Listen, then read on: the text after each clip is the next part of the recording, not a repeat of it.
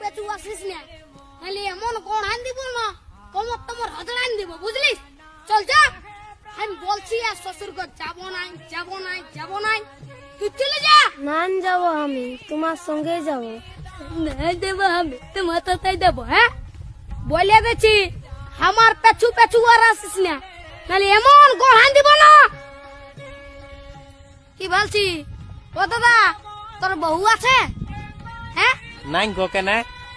ওই জন্যই শান্তি হিরোর রকম ঘুরে বলছিস। আমাকে দেখ, আমার আলোক কিটিয়া পেছনে পেছনে, আমার পেছনে পেছনে আসছে, বুঝলি? দেখ তো কোথায় যাবে বউটা? তোর পেছনে পেছনে যাবে নাহলে কি আমার পেছনে আসবে?